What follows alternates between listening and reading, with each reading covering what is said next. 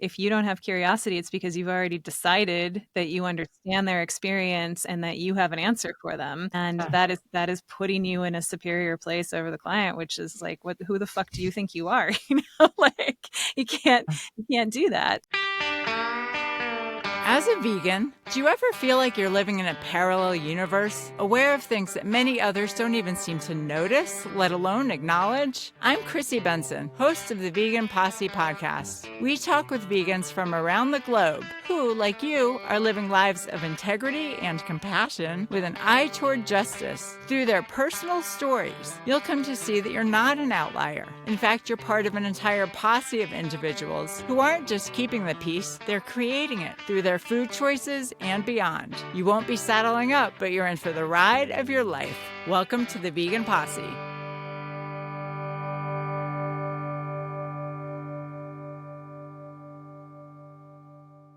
Hey Posse, I'm Chrissy Benson, host of the Vegan Posse, bringing vegans together to help animals everywhere. Mark your calendars for the upcoming Vegan Posse Soiree, which will be happening Wednesday, April 16th, 2025 at 10 a.m. Central via Zoom. Totally free, totally fun. The link is below, so see you there. Also mark your calendars for Vegan Summerfest, July 9th through the 13th, 2025 in Johnstown, Pennsylvania. Amazing speakers, amazing food, and I'll be giving several talks and would love to connect with you there in person. Drop me a line at veganposse.email@gmail.com if you're planning to attend, or if you have guest suggestions, topic ideas, or just want to say hi. And when you register for Vegan Summerfest, make sure to mention that you're there with Chrissy Benson and the Vegan Posse so that they can give you extra special treatment. I do offer personal coaching. If you're interested in that, the best way to reach me is to email me at chrsistinembenson@gmail.com. We're also still working on making the vegan women's fiction classic, Marrying Myself by me, Christine Melanie Benson, an international bestseller. So pick up your copy at Amazon or my website, ChristineMelanieBenson.com, and make sure to post a nice review. Together, we can normalize veganism through the arts. Finally, if you value the work that we do here at the Posse, consider supporting us financially. Buy me a virtual coffee, chip in for recording expenses, or become a monthly donor through Venmo or PayPal. You can make your contribution to @Vegan Posse. We appreciate it. And now for this week's episode. It's time again for Posse Talk with Jen Howk. This is the monthly series where my friend, Dr. Jen Howk, and I shoot the breeze about veganism, life, love, relationships, world events, and anything else on our minds. We ramble, we bring up lots of questions, we like to go wide and deep. So without further ado, enjoy this month's edition of Posse Talk with Jen Howk. Welcome back to Posse Talk with Jen Howk. This is our monthly series where Dr. Jen Howk and I just shoot the breeze about life, love, veganism, relationships, anything else that strikes our fancy, and we just roll. So Jen, good to see you. How's it going out there? Likewise, it's pretty good. It looks like we're afflicted by our usual slew of technical problems, so we'll see how this goes today. I'm getting strange alerts that are popping up on my computer, but we will just persevere and hope that it all works out. Well, everything should be on the alert when the two of us get together, right? That's true. Yeah. That's true. Good Yeah. point. The so like universe worlds be on guard. Yes. Yeah, that's right. Take notice, everyone. Yeah. Yes. Yeah, precisely. So one of the things on my mind, because you and I are both in the helping profession realm, you know, we're both on the path to becoming licensed professional counselors. And so I've just been thinking a lot about that world of mental health and counseling. And one thing that's been on my mind a lot is just this concept of victimization, you know, either considering ourselves a victim or people starting to identify with that role of being a victim. And to some extent, it seems like our profession, the counseling profession, the mental health profession, sometimes plays into that of, you know, validating people in their victimhood. And don't get me wrong, people are genuine victims in many cases. You know, bad stuff happens all the time. But for me, I find myself always walking this line between, all right, at what price validation and when do we start to claim, okay, victim or no victim, I want to make some headway in my life. And so regardless of what's happened, how can we do that? And that's the space that I really am drawn to. But yeah, what's your take? I guess part of the reason I ask is I know you did your dissertation on this subject in some respect, right? Like with indigenous populations and some of the Mm-hmm. programs that were designed to help them that ended up Mm-hmm. backfiring. Tell Making me, things yeah, worse. fill in the details. Mhm. Yeah, my dissertation is essentially about Alaska Native populations and this kind of multi-decade project on the state of Alaska's part to pathologize trauma in the communities to kind of create I kind of create this concept in the dissertation of trauma-based citizenship. It's you're almost more, you have more value as a citizen if you can really make a case that you are more beleaguered, that you've faced more troubles in your life, that you are a bigger victim, that there's this kind of victimhood currency in place. And that's vastly oversimplifying the story, but that was the essence of one of the things that I looked at, because what I found was in these communities where the state had taken a really aggressive position with a lot of interventionist programs and brought in a lot of extra money and sort of made that money contingent on performing victimhood, obviously it created sets of perverse incentives for people to inhabit that role. And then over time, you know, that kind of gets into people's self-image. It's not just a strategic thing that people are doing in order to get some extra goodies from the state. It really becomes part of how people see themselves, how they talk about themselves, how they talk about their communities.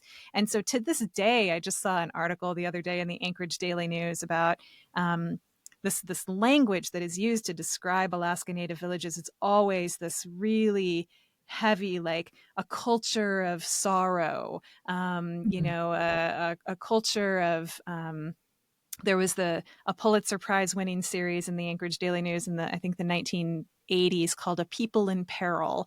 And it's just this commodification of the individual as struggling, as, Mm. you know, struggling with addiction, struggling with suicide, struggling with just the kind of the darkness of their special condition as this really victimized person. And as you set out in the beginning, this is not in any way to deny that Alaska Native populations in these villages in particular have been through untold horrors, that they have experienced terrible things, that they do have incredibly high rates of, you know, inequality, of alcoholism and drug addiction, of suicide rates, of all of these things.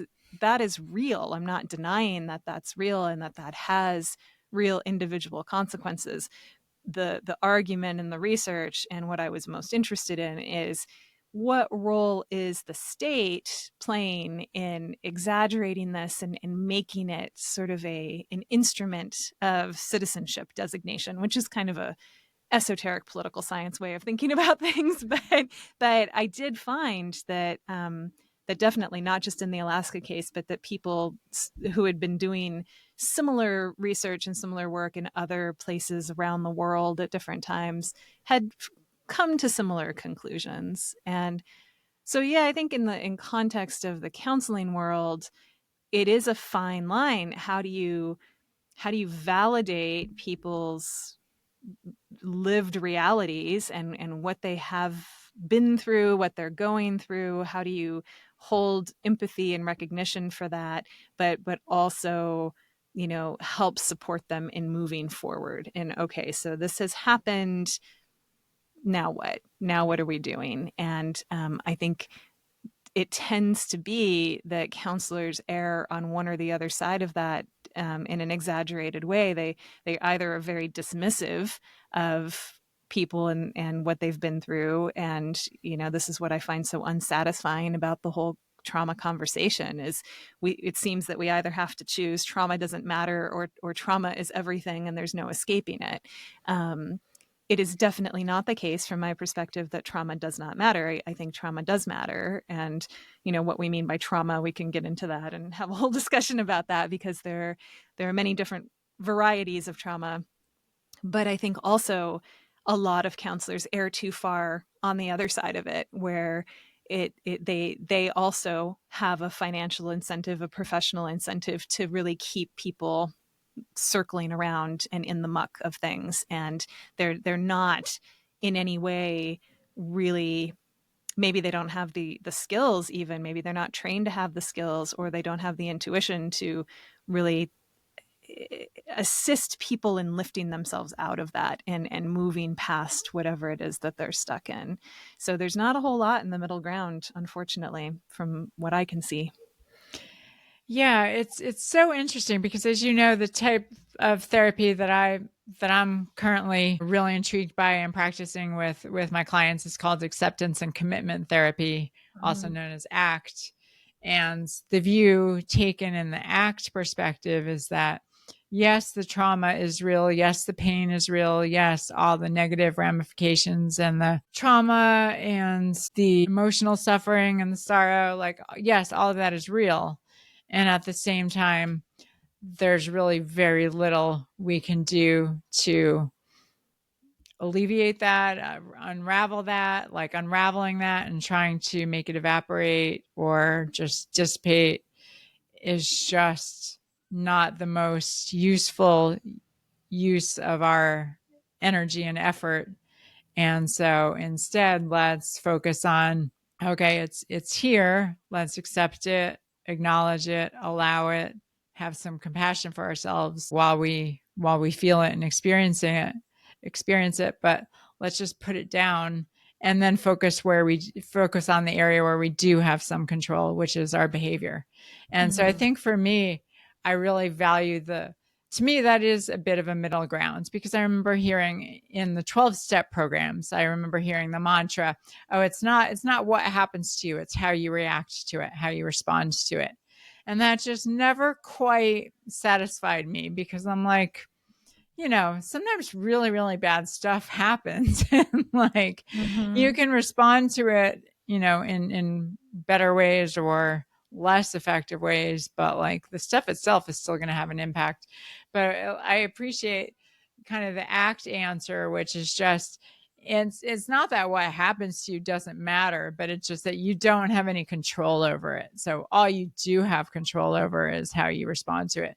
And that's not to say that, just by responding well or skillfully to something will make it as if you're better off or, just as well off as if that terrible thing had never happened. But at least it's just acknowledging, okay, this is just where you have some autonomy and some choice and some decision and some control. You don't have control over the stuff that happened to you. And in many cases, the stuff that happens, bad stuff happens to people all the time. And I say that not to minimize the bad stuff. It's more to maximize all the bad stuff that we all have. I've heard it said, we all carry more than our share. And just, the more clients I talk to, I mean, I'm just struck and deeply moved in many cases by just everything that they've been through and everything that's been thrown at them. And it's not fair. Like, it's not in any way, shape, or form fair. And at the same time, nothing we can do except just forward, like, yes, accept, allow it, have some self-compassion. And I do think there's space and, appropriateness to sitting with that to some extent and being with it. Like, I do think that maybe that is a significant part of the process. So it's not just okay, it's here and let's move on. But again, to me, it's just like, okay, what can we do about this, and what can we do from here? Because we only have so much time and space in this human existence that we've got, and how do we want to spend it? You know, do we want to Mm-hmm. spend it being validated in victimhood? I feel like the 12-step programs are really great at validating the victimhood.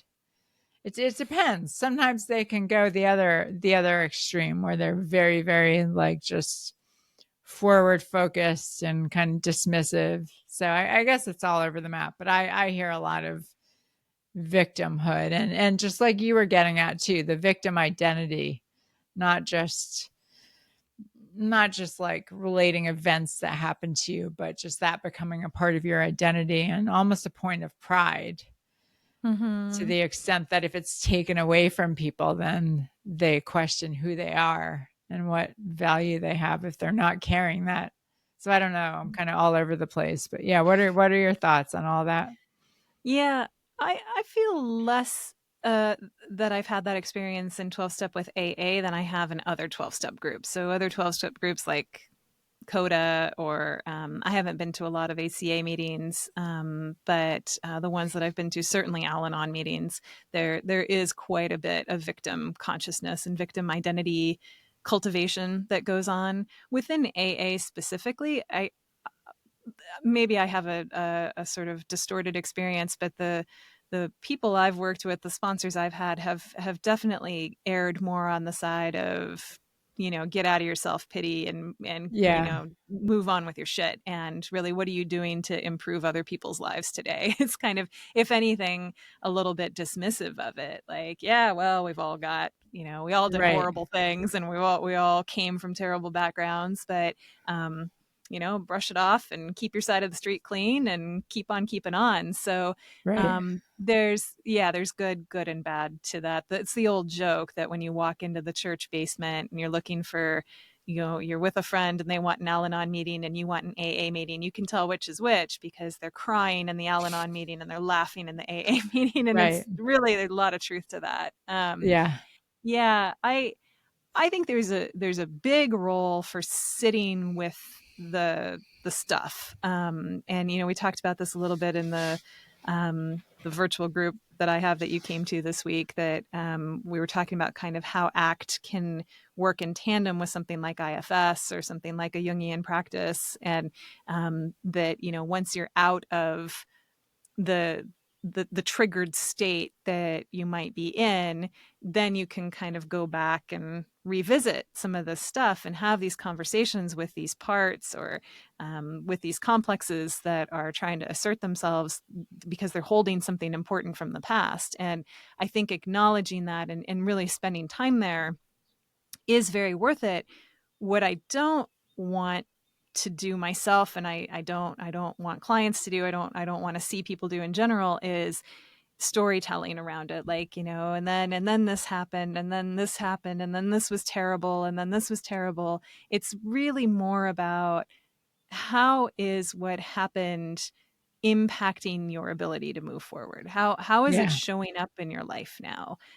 Where do you have fears in your relationships or limitations in your life because of what happened? So it's not so much about retreading this territory of what happened and looking at it from every angle, and why did my mom do that, and why did this happen? And because I think we have an instinct to try to intellectualize and figure it out. We really want to understand things, and that mm-hmm, people can really get stuck in that. mm-hmm, But it's mm-hmm. it's much more, I don't even want to say productive because that feels like I'm buying into a capitalist trope, but it's much more, I think it's going to be better for your healing to really, okay, so all of this shit went down in my childhood and it made me really, let's say, conflict avoidant.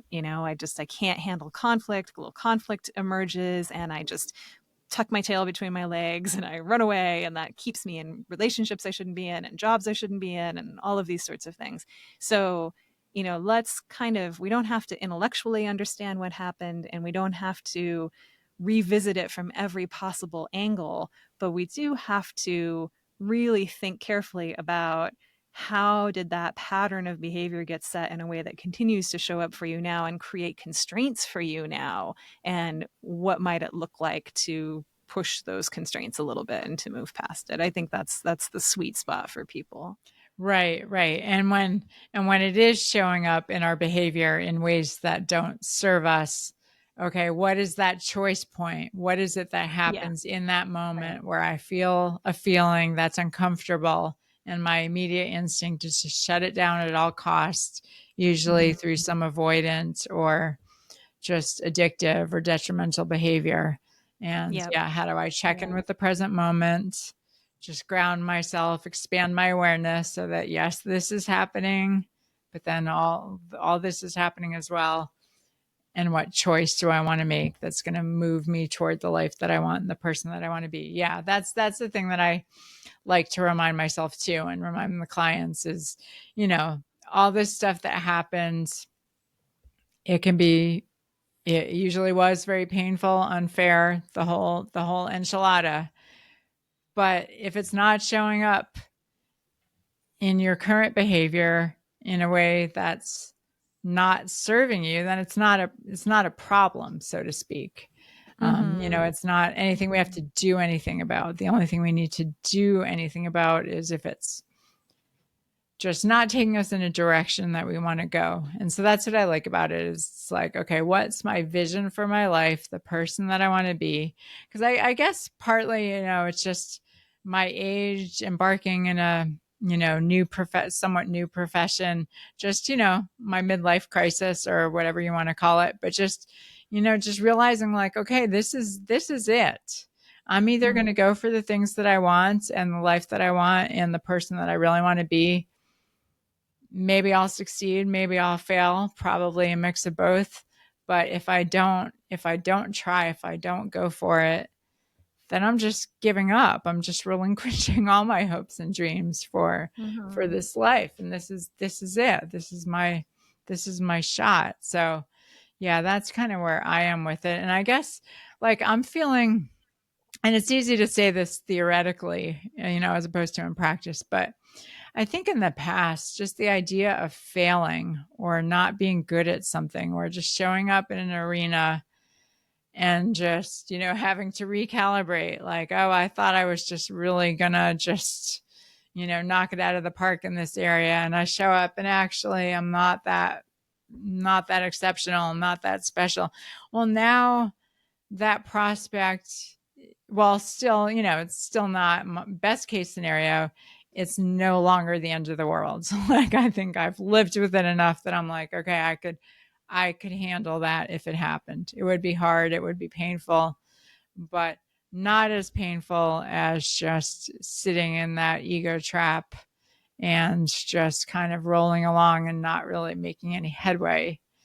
Mhm. And yeah, yeah. How are you feeling about just life and your own progress? I mean, you started a new, like after being incredibly educated and credentialed, you started yet another grad school program, as did I. Like Yep. how are you feeling about just your life path?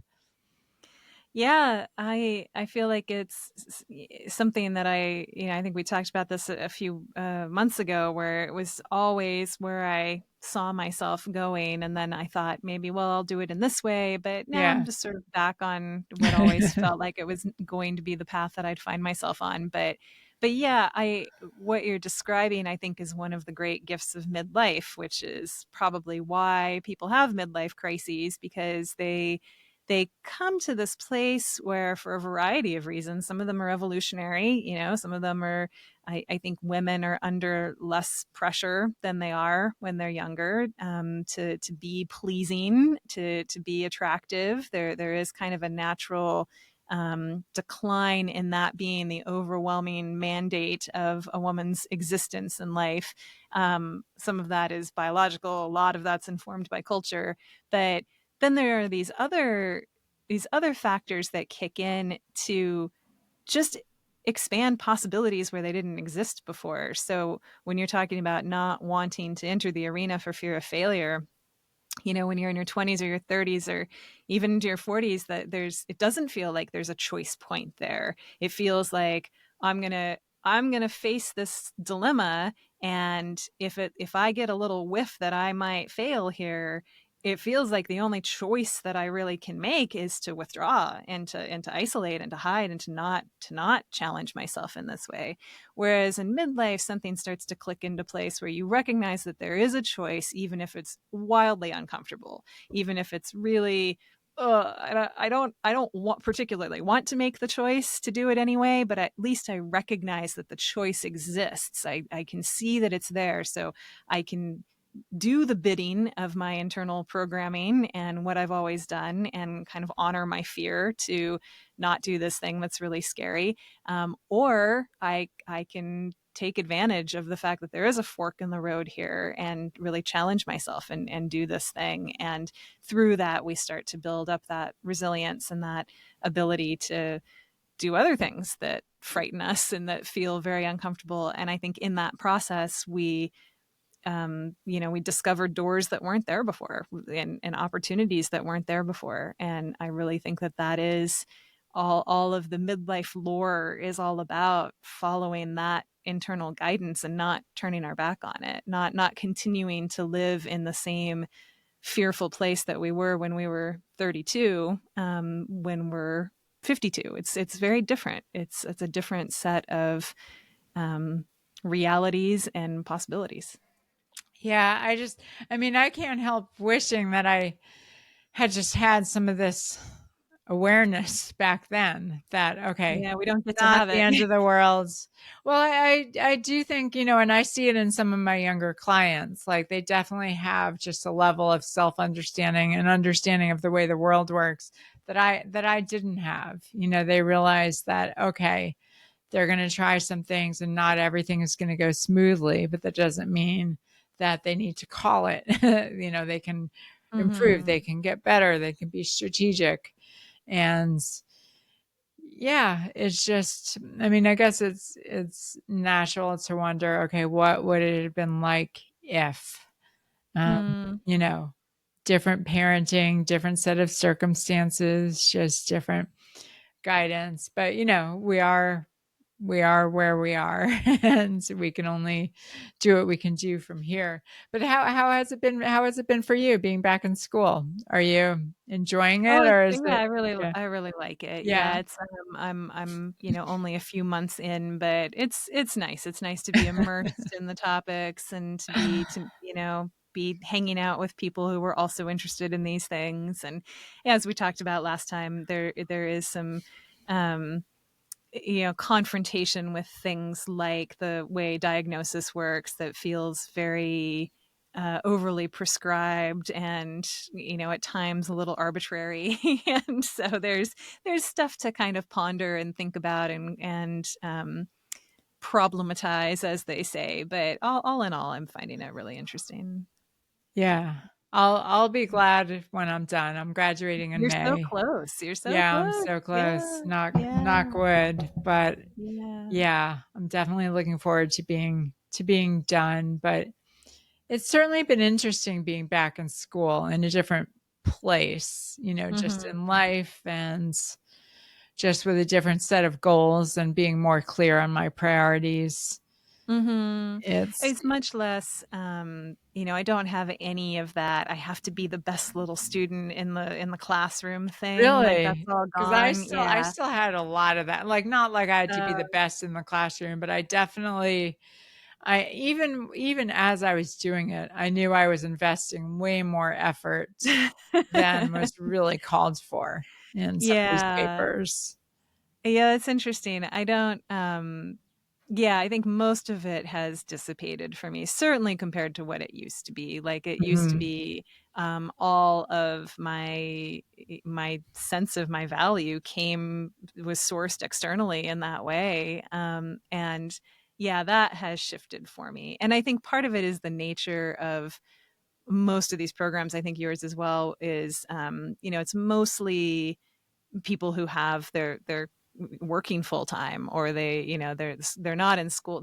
Maybe they're in school full time, but they're also trying to hold down a job. Maybe they have kids. They certainly have a full life outside of school, which was not the Yeah. case for my previous school experiences. It was like people might have had a work study job or been putting themselves through school one way or another, but for the most part, they were sort of, school was it. You lived and breathed school. My graduate program was that way too. So this seems just more intrinsically balanced. It seems like people are more fully possessed of themselves. They're bringing more of themselves to the discussions. It's not. People seem to take it more seriously and take it actually as a professional training exercise, not as, oh, I just have to do this class so I can graduate. Mm. So, Interesting. Yeah. so that's nice. Yeah. Yeah. Have you met any other vegans in your program that you know No. of? No. No. I don't meet vegans anywhere. Yeah. Maybe they're out there lurking somewhere, but there hasn't been a lot of chance for it to come up. So we'll see.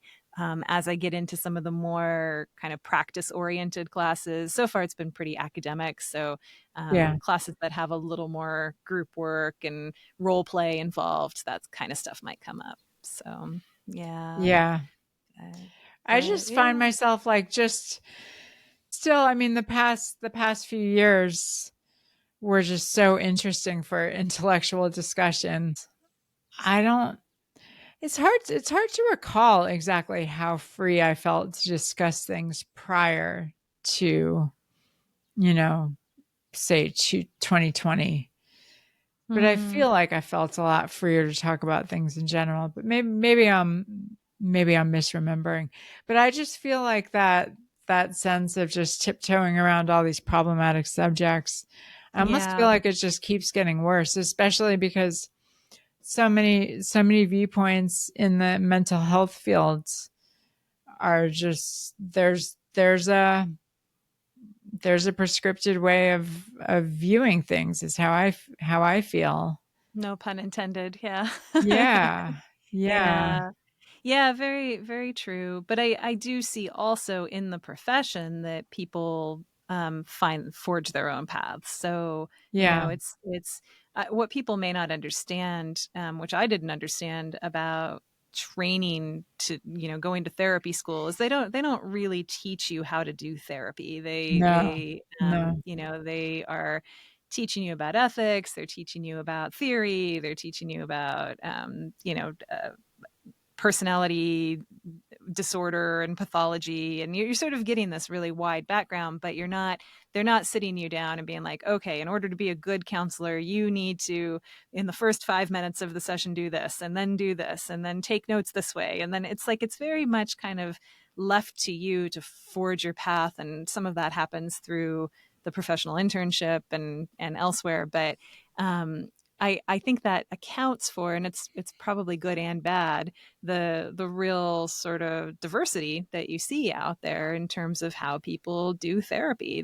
And I think that it makes it possible for people to find a good fit if they have the wherewithal to keep looking for the right person. And that's the number one piece of advice if you're looking for a therapist, is don't settle, like continue to look for somebody you really click with and who really seems to understand you, because they're everybody's doing it a little differently and bringing something different to the table. But it does feel at times that the profession in general is really siloed in a particular way of framing things, I guess. And not only that, I mean, there's of course the ACA code and just Sure. lots of Yeah. ACA literature, just essentially just saying you need to be on board with all of these things. And Mm-hmm. many of them are just general, general principles or general values that, are tough to take issue with. But getting into the more specifics, yeah, it is. I mean, I've never been a joiner by nature. And so just any sort of Mm. dogma, even if it's professional, is just something just I'm instinctively going to be like a Mm-hmm. little leery of. Like, I don't want to be on board with a bunch of laid out ideas that somebody says I need to be on board with. Like that's, I don't know. Mm-hmm. I don't know. But Mm-hmm. I'm also very conscious of needing to just be more pragmatic and less idealistic in some ways and just be like, all right, this is just the end of the day. This is just a profession. And, I can adhere to certain parameters for this, like defined licensure position Mm-hmm. that I am going to have. But it's just interesting. I mean, I think that's part of just growing up and becoming a grown up is just figuring out, okay, what principles are worth, dying for and what Mm-hmm. ones are just more about ego and grandstanding and signaling. Yeah. Yeah, yeah. Like, yeah, we all, answer the questions on the driving test correctly and we follow the rules of the road. And there are things that we, in exchange for certain types of inclusion and certain types of civic participation, we do kind of go along with and not argue with. And so it's funny, yeah, it's funny where we draw the line or where we sort of get our rough up about things and where we Right. don't. But I think being primed by the last 5 years definitely has made all of us who are sensitive to those kinds of things more wary than maybe we used to be. And one subject that's been on my mind a lot, unsurprisingly, I'm sure, is just veganism and how it relates to this whole world. I'm going to be at Summerfest. I'm going to be giving a couple of talks, but one of the talks that is in the works is a joint presentation with a psychologist named Angela Crawford. And she and I are going to do, well, she has a book coming out called The Vegan Transformation, which is a book about going vegan and the powerful Mm-hmm. transformation that it can bring.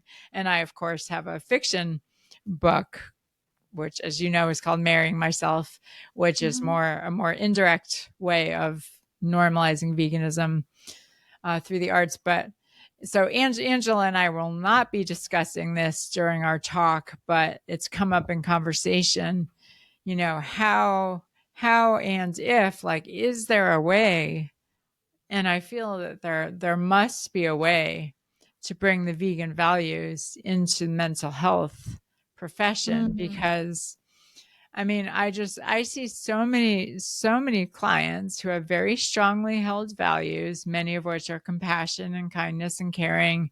Many of them love animals, and to almost none of them has it occurred to them to, apply these values when it comes to how they eat and their food choices. And then many of them, value their physical health and well-being and just general self-care. But again, it's never occurred to them that, shifting their diets, eating whole plant foods, going vegan, just anything along those lines hasn't occurred to them. And just in my role, I virtually never feel it appropriate to bring those subjects in.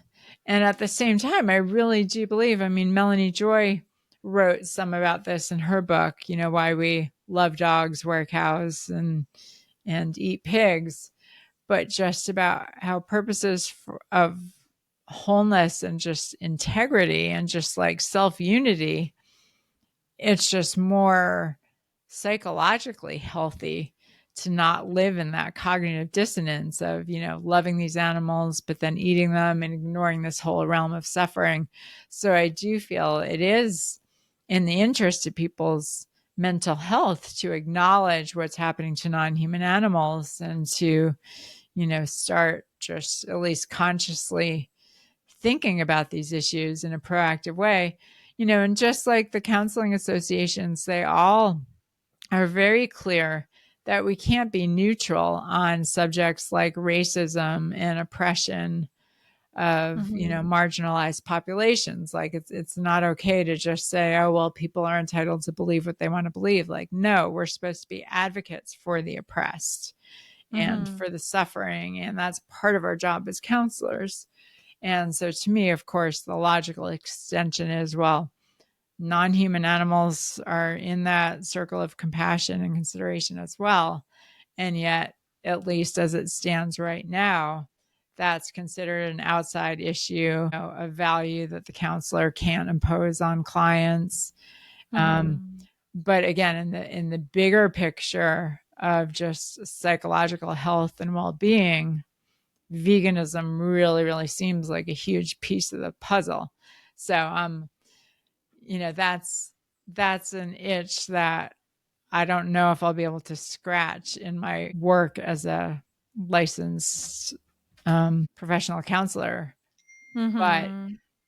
it's going to be on my mind. It's going to be on my mind. I feel like for the most part, I don't see other therapists broaching that subject at all. You're right. Except Yeah. sometimes in the realm of, a very specific area like eating disorders, or, Mm-hmm. Dr. Claire Mann, whose work I really appreciate. She wrote a book called Vistopia, which is about, just the anguish. She calls it the anguish of living as a vegan in a non-vegan world. And I appreciate her work. Where I depart from it slightly is just in the sense that, to me, it does kind of cast us vegans into that victim role. And Mm-hmm.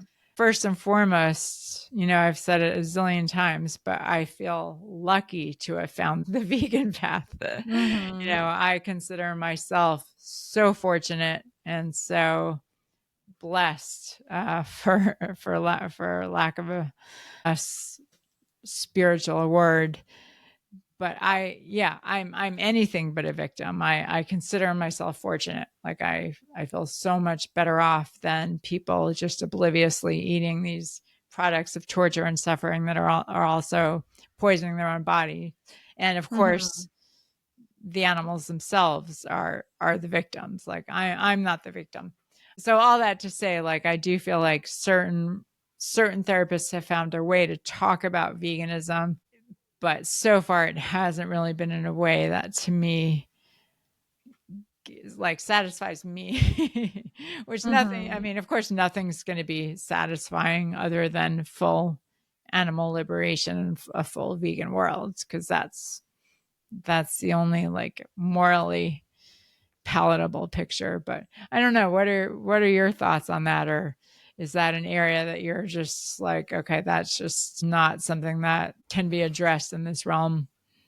Yeah, I think I pretty much don't see it as something that can be addressed in the consulting room if it's, in a way that I could be driving that moral compass in any kind of way. So I I can see maintaining, one of the things about counseling as a profession that is nice, at least in the way that things are conveyed in the ethical guidelines as compared to some maybe other professions, is that you can have a private life. You can have an alternative public life. You can be doing things that are outside of the consulting room that are still advocacy oriented, that are, Yeah, you're for sure. pursuing your values in your way. There are other professions that are kind of more cagey around that. You have to kind of maintain this neutral front in all of your Mm, public dealings, and that would mm, not sit well with me. So the fact that I can have kind of parallel tracks, it's not like two separate lives where one is negating the other one. It's just that's not what I'm doing in here. In here it's about the client, it's about what the client's bringing, it's about what's coming up, and I may have this really deeply felt conviction, but yeah, I don't.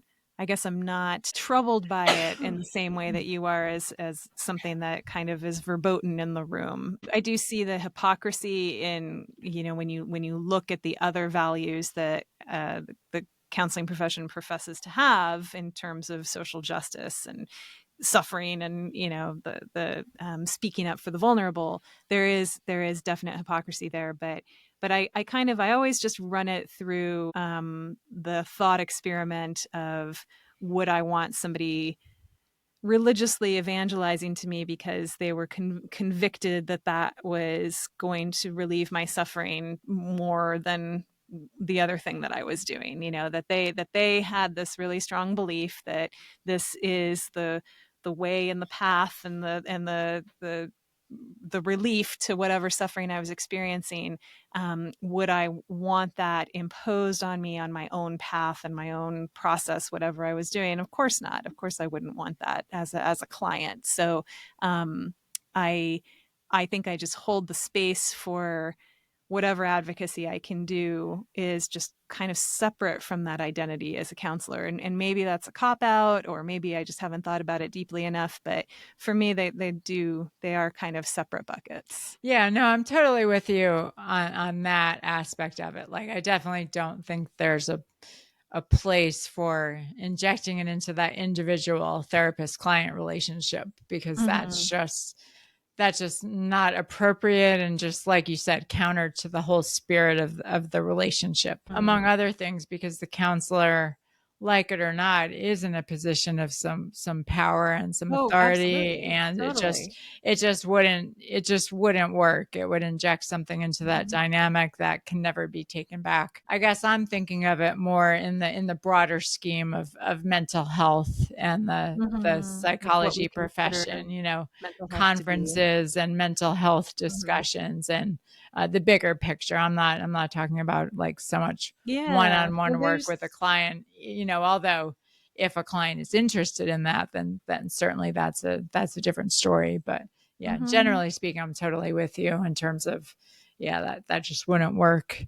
Well, um in that case, I mean, I think there's tons of space and opportunity for it, raising consciousness around it. That's how all of the social justice stuff began to begin with. The yeah ACA didn't come to its convictions out of nowhere. It came from conferences, from papers being published, from people beating that drum and making that case over a number of years. And so I think there is a place for people in the profession to say, hey, and some of this work that you're already pointing to has done so, or is starting to pave that way forward. And if a compelling case could be made, then maybe we are a generation out from seeing it integrated into guidelines, and that would be transformative. So but yeah, it is at a very hypocritical and vexing point in its trajectory at this point.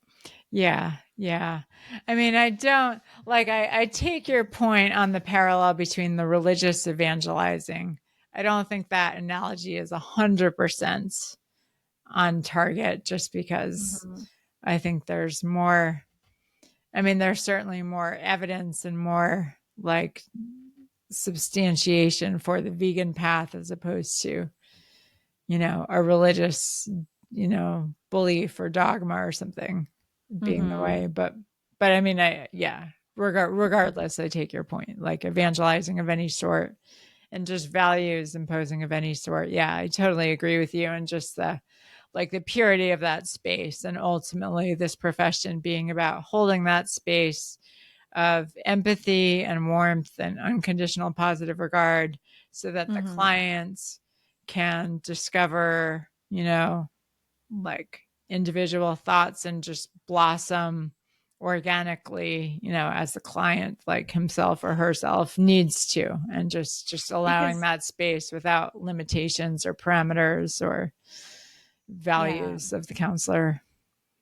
Yeah, I mean, even if your client is a raging racist, you're not likely to encounter them in the consulting room with a like, hey, you're really out of line there and you can't say that. Like in some cases, like if they're really using aggressive racist language, you can set personal boundaries in that way. But your job as a counselor, if you're still seeing them in that capacity and you're not at that point saying, hey, I don't think I can work with you anymore, which is also fair. But if you're still in a counseling relationship, it's curiosity. It's like, Right. just I wonder why you feel like you need to talk about them that way. Like, tell me more about what's going Right. on with you. It's so you're still not kind of playing the moralistic heavy in that sense. You are kind of letting the person do what they're going to do and believe what they're going to believe, and even, act in a harmful way to some degree, if it's not grievous harm, in a position of curiosity and openness and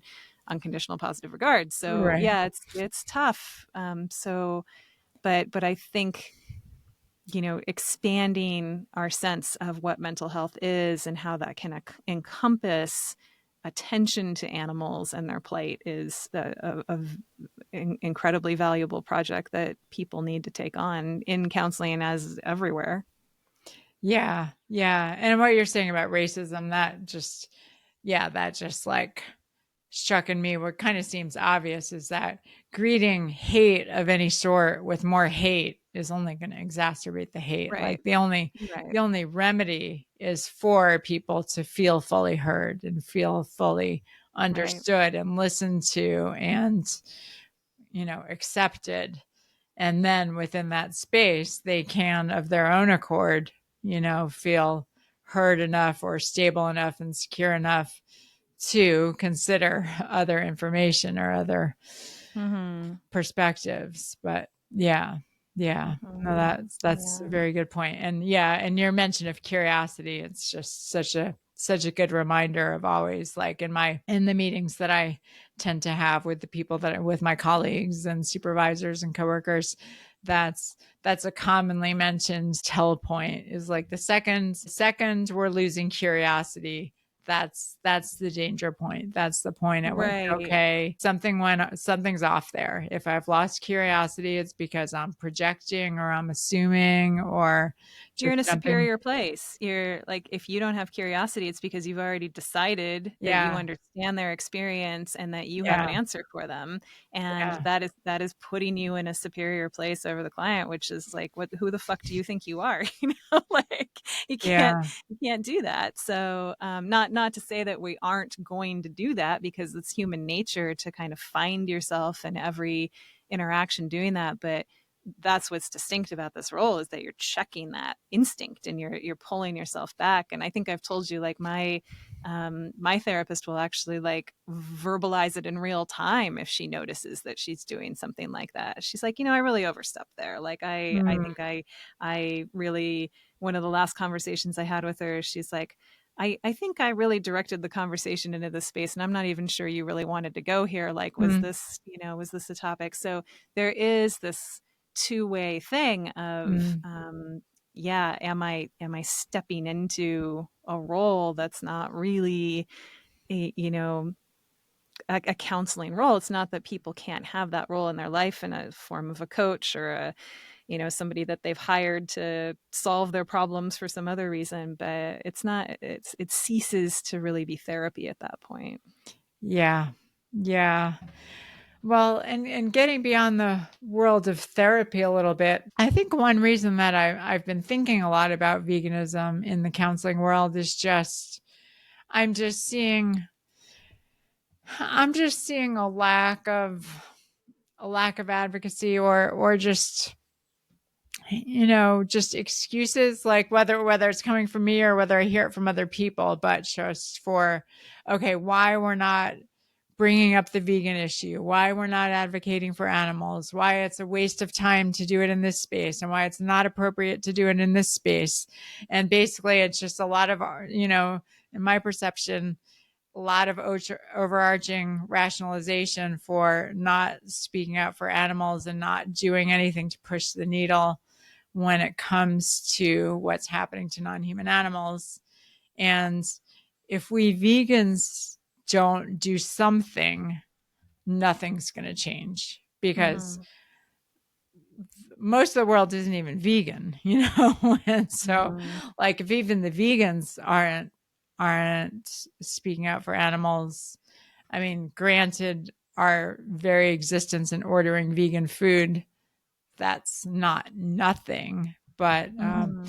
I see a lot of vegans, and myself included, and I mean, I get it. It's, we've had this conversation we've touched on this subject many times before. Perhaps every conversation it kind of comes up, but the reality is people don't want to hear this message in most cases.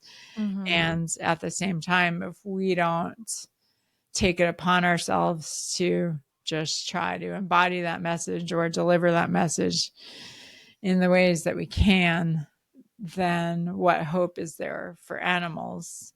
And so Mm-hmm. that's one thing that that's one thing that's always on my mind, and just like the ways we can do it. And again, I feel like I hear a lot of rationalizations from people. Like, oh, it was good that I didn't push my boyfriend or my husband. It was good that I didn't say anything to my friends at the restaurant. We quantify good as it would have made waves, it would have caused some tension, it would have, ruffled some Mm-hmm. feathers. So yeah, I don't know. Where are you with I think you've said that you've in some ways taken a back seat from the more direct activism. But yeah, so maybe you have a different perspective on that whole topic. But yeah, just curious where you are, trying not to lose my curiosity on this subject. Yeah. Yeah. I mean, I think it's so. I mean, I share your frustration that I think there are a lot of too easy withdrawals from points of potential conflict and conversation around it. So I do think there are many places where we are stepping back from raising the issue out of our own comfort rather than a real lack of opportunity, or it's really just, yeah, I just don't want to have kind of an uncomfortable evening with my friend or whatever it is. And every situation is different, every person's context is different, but I guess my broader path that has found me here, rather than my more fire and brimstone youth on this question, is more just this kind of really,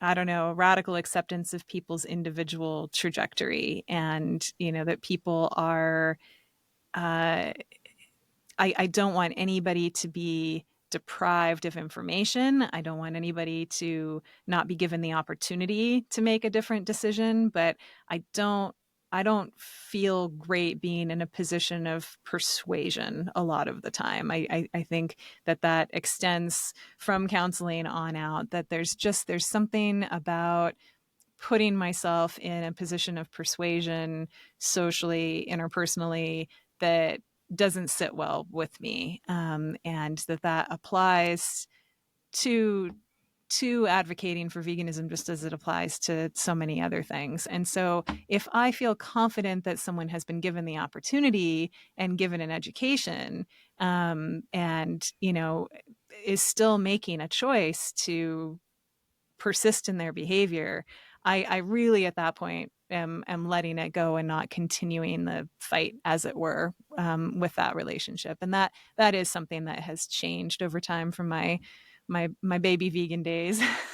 so I don't know. I don't know if maybe what part of what you're seeing in general is a lot of people who have come to a similar point with things and really have that similar perspective, or if you're seeing just a combination of different motivations for people stepping back a little bit. But that's mine. That's kind of where that logic Yeah, comes from. I guess. Well, there was I had on the Vegan Posse a couple of months ago, and I'm probably going to have him back on again. But Dr. Faraz Harsini, and he founded a group called Allied Scholars for Animal Protection (ASAP), Mm-hmm. which Oh, focuses sure. I on know you said. building grassroots vegan activist groups Mm-hmm. at all the top universities and colleges. And one of the things he said was like, he is more fire and brimstone, and Mm-hmm. just like really makes the point, like, the last thing in the world I want to do is tell people what to eat, but like, they're not going to hear it from anybody else. Like, they're just not going to hear it from somebody else. And so Mm-hmm. sometimes, I mean, I take your point at sometimes if people have heard the information, particularly if they've already heard it from me, chances Mm-hmm. are they don't need to hear it from me again. But sometimes it's very clear to me, okay, if I don't say this right here, right now to this person, Mm-hmm. no one else is going to. They're just not going to hear Sure. about this book, this movie, this information. They're not going to hear about it from anybody else.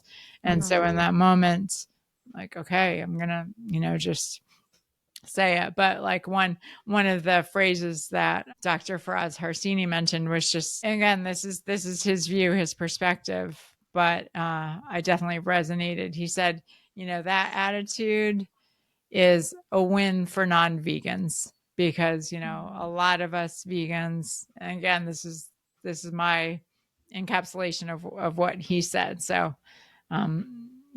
this is just what I took from what he said, but it was basically that we vegans have kind of lulled ourselves into being unoffensive, just being, examples, and we've just abdicated a lot of responsibility when, again, who's going to do it if not us? Who's going to do it Mm-hmm. if not us? And so that's stayed with me. And at the same time, there's always going to be more that we could do. Like we can't just, and I had Peter Singer on the show as well, and he's very in touch with the facts. Like, sure, I could spend 24/7 on this cause and just live in poverty and chronic deprivation, and I'm not willing to do that. So we all recognize that there's a line as to how much Mm-hmm. we can Mm-hmm. do, we want to do, is makes sense to do.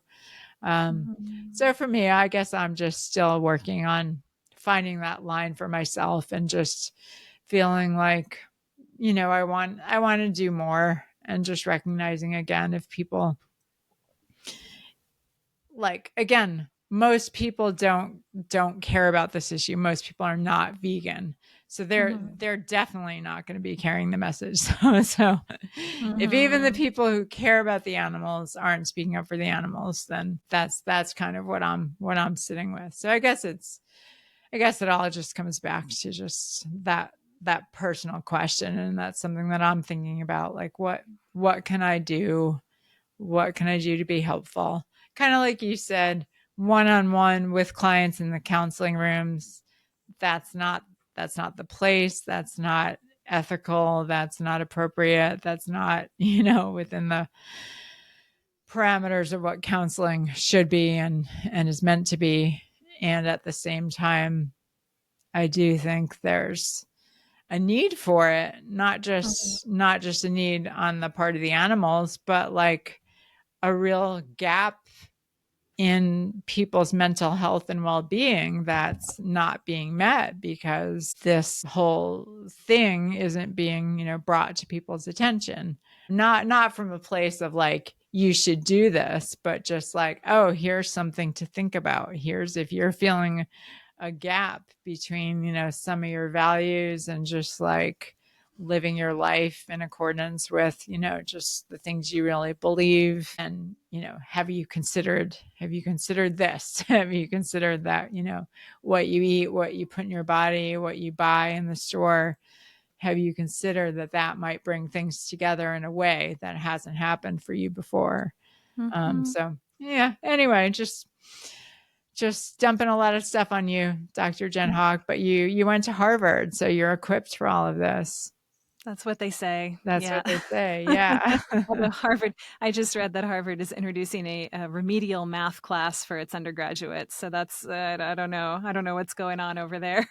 Oh, interesting. Yeah, this Interesting. is, they eliminate the SATs and, 5 years later, now we have remedial math. So that's what happens. Yeah, yeah. I have a friend who's Dr. Matthias Felisen at Northeastern University who's helping revamp their curriculums for that very reason, just because, Mm, they did all this stuff and took all this mhm, stuff off the requirements list, and suddenly people who went to coding camp are coming out with a mm, more functional education than people who do a 4-year totally. degree at Totally. a top Boston university. So Yeah, it's definitely a paradigm shift. So, yeah, I think yeah. the going forward, the brand will probably, people will focus more on their graduation year than anything else. Like, yes, I'm a Harvard graduate, but it was pre-COVID. That's funny. So It is true. Education has changed so much. Yeah, like I think about that even just in the counseling world. It's just, all mhm, right, you got this degree back when people still went to school together and more in mhm. classes all day. And yeah. Yeah, it's really amazing how much everything has changed and how quickly that has become the new normal. So, Right. yeah. We haven't even talked about AI. We can I save know, that it's for next true. time. That is a Yeah. huge topic. Yeah, yeah, coming for us all, but yeah, yeah, I mean, we've talked over this question of where that line is individually for everyone and their advocacy, and I don't know that I have anything really new to add to it other than to make the point again where just that evolutionary perspective of pushing on people's status a little too much can backfire on you. So that's always part of the utilitarian calculus too, where I Hmm. think of when I went to this little hippie college that I didn't actually earn any credit from, called Hampshire College in Western Massachusetts, another Massachusetts college. Back in the 90s, there were a lot of vegans there. It was the first time I'd heard of veganism. I'd never Oh, heard of it really? before I got to Hampshire. And so this would have been, yeah, the late 90s, mid late 90s. And because it had a very assertive cultural presence on campus, a bunch of people got together and created the Hampshire Hamburger Collective. So they were able to use student money to have like a cookout of hamburgers on the quad to kind of push back against the vegan culture because they felt that they were so threatened by it, that this was kind of taking over things. And so the Hampshire Hamburger Collective never would have existed if you didn't have a bunch of pushy vegans on campus who were, doing their thing. So it just kind of depends how you orient yourself to the problem. Like if you really are a strict utilitarian and you're thinking, well, where is the least harm going to be done overall? I don't know. Certainly, it planted the seed in me. I hadn't heard of veganism before. It was important that I encountered those people. And so how many hamburgers have I not eaten since then? Although I was already vegetarian, so I wasn't going to be eating hamburgers anyway. But I, it was important. It was a very early important seed for me, maybe countless other people as well. But it also galvanized this kind of cultural opposition, and I think that can happen on a small scale with one-to-one interactions too, where people are feeling really cornered, they're feeling their status is really threatened, and there's really no way to win because they're not going to convert on the spot. They don't want to give you that win. Yeah, I don't know. I'll like to me that's a dangerous like line of reasoning to go down because that's like saying, "Oh, well the KKK wouldn't have come into existence if we hadn't Mm-hmm. eliminated slavery." So Mm-hmm. like Mm-hmm. eliminating slavery, that was the issue. That would have prevented, if we'd kept slavery, we wouldn't have the KKK. Like and like our Henhouse podcast, they used to I think they still have this segment, but they call it Rising Anxieties. So they take things like, oh, the hamburger, what was it? The The Hampshire Hampshire Hamburger Hamburger Collective. Collective, yeah. They take those things and they view those as a positive sign for the rising power of Yeah, veganism because it I means can like see. anxieties are rising on the right, and so like that's Mhm. actually a good sign. But yeah, it is interesting, and I think your point about status is like thank you for thank you for mentioning that because that's always something that is helpful for It's me to hear always, because I just on an mean, individual level, just mhm, recognizing that yeah, because I have a bad tendency of poking at status a lot, like without realizing I'm doing it in the moment. Like I think I'm mhm, just presenting helpful information or just, adding something. And then I realize after the fact, like, oh, that was really bringing that other person down a notch. And that did not mhm. help me, did not help the other person, did not help like the point I was trying to make. So yeah, that's a good It's tough. We so have that instinct, and but I just try to remind myself of what it feels like to be on the other side of things. If someone's like, "Oh, Yeah. you got to read this book. Have you read that book yet? You really have to read this book. This is the greatest book I've read all year." Like I find myself unwittingly, like it's not. I just am less and less interested, and like I don't think I'm ever going to read this book. So there is this there is this polarity shift that happens when somebody makes it very clear that there is something that they really think that we should do.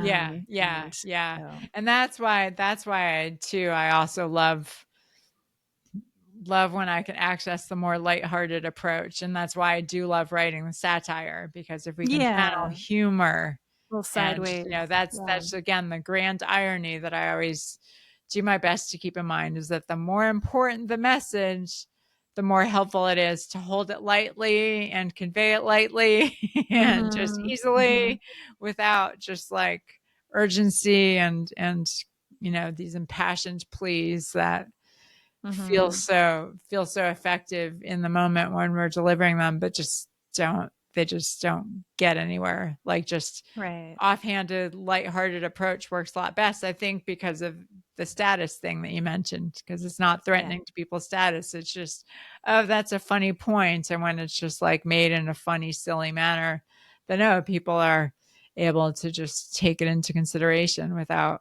it threatening like their status. Yeah. Yeah. Yeah. Interesting. Good stuff. Well, Yes. anything we haven't covered that you wanted to touch on? We're both going to be at Vegan Summerfest this year. Yep, Vegan Summerfest in July, so hopefully everybody comes out for that. That'd be fun to see people in person, so Yes. that'll be a good time. That'll be Yeah. a good time with amazing food for sure. Mhm. Yeah, And then amazing also, food. I think I've mentioned to you, and I've definitely mentioned to the posse, we're holding a posse soiree The via Posse Zoom, Soiree coming April right up. 16th. Yeah, April Yeah. 16th, which is a Wednesday at 10 a.m. Central. So the Mhm. link will be in the show notes. Everyone's welcome, totally free, just a fun group hang with a mix of a little group counseling vibe, since I am a mental health professional, but Mhm. mostly just a fun, because I think there's a lot of bad stuff that's happening to animals and a lot of, heavy stuff. But the good news is that the fun part is we vegans, can get together and connect Yeah. and commune and have a good time while we're doing that. So there's no point not Yeah. making the most of that. Yeah. So, all right. Well, thanks, Jen. Thanks for rolling with me and going deep and going wide as we always Absolutely. do. Always. Yeah. Every Yeah. every month. Every So, month. Yep. yeah. So we close every episode by taking 30 seconds of silence for all the suffering animals, human and non human, who desire, as we all do, safety, happiness, and the freedom to live out their lives without interference. So, Jen, I invite you to join me in 30 seconds of silence for the animals, and we'll conclude with the sound of the bell.